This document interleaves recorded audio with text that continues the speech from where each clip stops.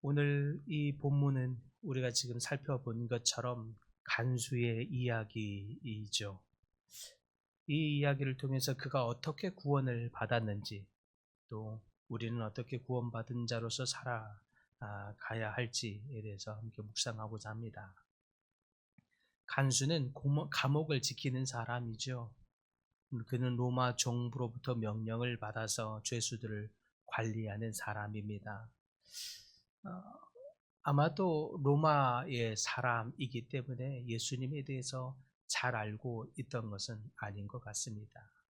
그러던 어느 날 바울과 실라가 감옥에 갇히게 됐습니다. 잘 알지 못하는 어떤 신에 대한 이야기를 들어서 그들이 억울한 누명을 받아 매를 맞고 감옥에 갇히게 되었다는 것을 들었겠죠.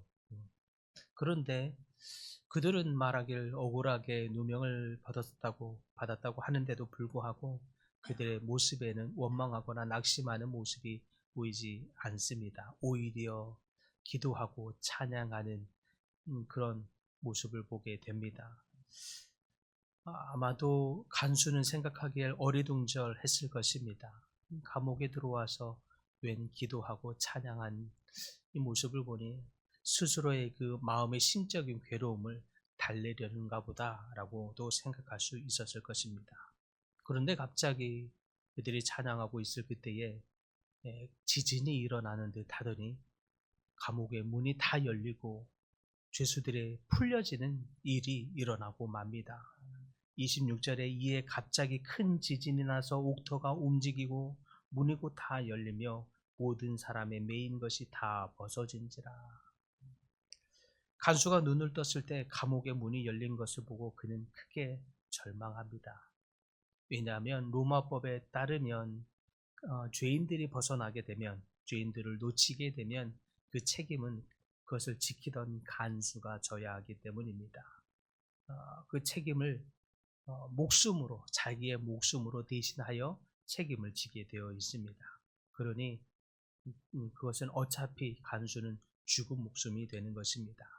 그래서 죄인들이 도망쳤으니 어차피 죽은 목숨, 스스로 그 목숨을 책임을 다하여 자결하려고 합니다. 그 순간 감옥에서 바울의 일행의 음성이 들립니다. 28절에 내 몸을 상하지 말라. 우리가 다 여기 있노라. 아니, 이 소리에 간수는 또 한 번 충격을 받습니다. 도망갔을 것이라 생각했던 이 죄수들이 그대로 남아 있었기 때문입니다. 이들은 왜 도망가지 않았을까? 도대체 이들은 누구인가? 아니, 이들이 믿는 하나님은 도대체 누구이길래, 저들이 찬양하고 기도하던 신은 도대체 누구이길래 저들은 그렇게 도망가지 않고 그 자리에 가만히 있는가? 수만 가지 생각이 그의 머리를 복잡하게 했을 것입니다. 감옥에 갇혀 있는 중에도 찬양을 부르던 사람들, 이상한 사람들이라고 생각했었는데 어쩌면 처음에는 이 사람들이 정신이 나가서 그랬거나 애써 마음을 위로하려고 했을 정도라고 생각했을 이 죄수들이 가만히 보니 뭔가 특별해 보입니다. 이전에 만나보지 못했던 죄수들입니다. 감옥이 열렸으면 자기의 생명을 구하기 위해서라도 응당 나갔어야 할 당연한 일이 왜 이들은 왜 안 나가고 있었을까? 어떻게 감옥에 갇혀 있으면서도 저렇게 억울하게 매를 맞았다고 얘기하면서도 불구하고 저들은 그렇게 찬양을 하더니 나가지 않고 있는가? 모든 것이 그의 머리를 복잡하게 할 만큼 충격입니다. 그냥 남아서 내 목숨을 살려달라고 하는 저들, 내 목숨을 오히려 저들이 나가지 않음으로 인해서 간수의 목숨이 부지하게 된 것입니다.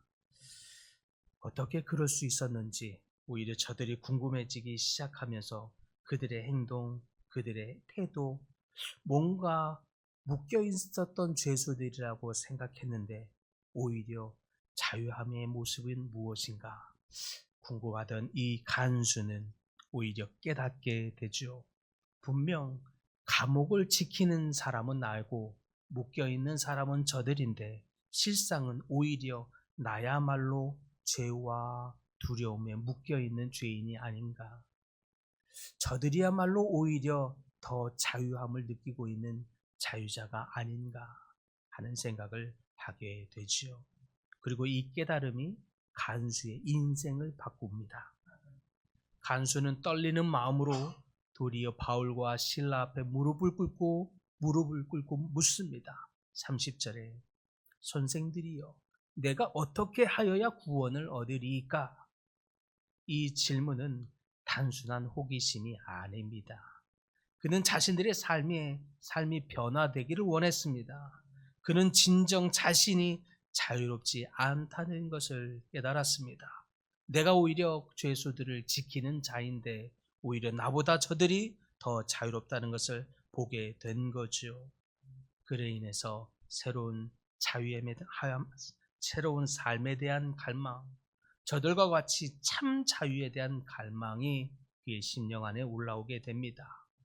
그때에 그렇게 구원에 대한 갈망하는 저 간수를 향해 바울과 실라는 무엇이라 대답합니까? 바울과 실라는 간수가에게 선한 행동을 하여야 한다라고 그 조건을 요구하지 않습니다. 선한 일을 하거나 율법을 지키거나 아니면 우리처럼 기도하고 예배하는 삶을 살아라 라고도 하지 않습니다. 단 한 가지 말하죠. 31절에 주 예수를 믿으라. 그리하면 너와 내 집이 구원을 얻으리라. 이것이 복음입니다. 구원은 우리의 행위가 아니라 주 예수 그리스도를 믿는 믿음으로 말미암는 것입니다. 주 예수를 믿는 믿음으로 말미암아 구원이 죄와 사망의 법에서 해방시켜 주었다는 것을 말하고 있습니다. 이것이 복음이지요. 예수 그리스도를 말미암는 참 자유와 이것이 우리가 전해야 할 복음입니다. 바로 여기에서 이 간수가 구원받게 됩니다. 근데 이 사건에서 또한 우리가 놓치지 말아야 할 또 다른 교훈이 있습니다. 그것은 간수의 마음을 활짝 열게 하여서 결국 그로 하여금 구원을 받게 한 것, 그것이 무엇이었느냐 하는 것입니다. 그것이 무엇이었습니까? 바로 바울과 실라의 태도였습니다. 바울과 실라의 태도가 그로 하여금 절망에 빠져 있는 이 간수로 하여금 하나님을 궁금하게 만들었습니다. 저들은 저토록 어떻게 하여야 저들은 이렇게 자유로울 수 있단 말인가? 오히려 감옥에 갇혀 있는 죄수의 신분 앞에서 어떻게 저들은 저렇게 평안하며 자유함을 느끼고 있는 것인가? 오히려 나는 왜 간수인 내가 저 죄인들을 지키는 나는 왜 오히려 두려움과 떨림으로 묶여 있는가? 무엇인가 다른 저들의 삶의 태도의 모습이 간수로 하여금 궁금하게 하더니 그 바울과 실라에게 묻기를 어떻게 하여야 구원을 얻을 수 있겠습니까? 라고 하는 구원의 갈망으로까지 나아가게 한 것입니다. 이미 자유함의 복음을 믿고 구원을 받고 있는 여러분은 여러분의 삶의 태도에서, 모습에서 어떤 메시지를 전해주고 있습니까? 바울과 실라는 말로써 저들을 구원시킨 것이 아니라 오히려 바울과 실라의 태도, 어려운 상황 속에서도 절망하고 낙담하는 것이 아니라 오히려 그 속에서도 하나님을 향한 섭리와 뜻에 대한 믿음으로 찬양하고 기도하고 있는 그들의 삶의 태도가 오히려 간수의 믿음의 구원이 이르게 하였다라고 하는 것입니다. 내 삶에 벌어지는 크고 작은 역경 속에서 내가 취하고 있는 삶의 태도가 바로 복음 전파의 메시지라는 뜻입니다. 원망하고 불평하고 낙담하고 비난하고 염려하고 걱정하고 근심하고 있는 내 삶의 태도가 아무리 주 예수를 믿으라라고 했다고 해서 그것이 복음을 전하게 하는 것이 아닙니다. 내 어려운 상황, 내 삶에 만나고 있는 고난들, 역경들, 그것을 바라보는 내 삶의 태도와 해서 그 속에서도 잃어버리지 않는 감사와 기쁨, 그 속에서도 잃어버리지 않는 하나님을 향한 믿음, 그 태도가 내 삶에 있는 옆에 있는 사람들에게 하나님을 궁금하게 하고 구원을 향한 갈망이 일어나게 하고 그로 하여금 복음을 믿게 하더라 라고 하는 메시지입니다. 사랑하는 상도 여러분, 여러분의 삶에 크고 작은 역경들 있을 것입니다. 그렇게 지나고 있을 때 여러분은 어떤 태도로 복음의 메시지를 전하고 계십니까? 여러분의 삶의 태도가 복음을 전하게 하는 능력이 되는 줄 믿으시기 바랍니다. 그러므로 역경 가운데서도 하나님의 섭리를 신뢰함으로 말미암아 감사와 찬양을, 기쁨을 잃어버리지 않는 여러분의 삶의 태도로 말미암아 복음을 전하는 모든 성도님들이 다 될 수 있기를 간절히 축복합니다.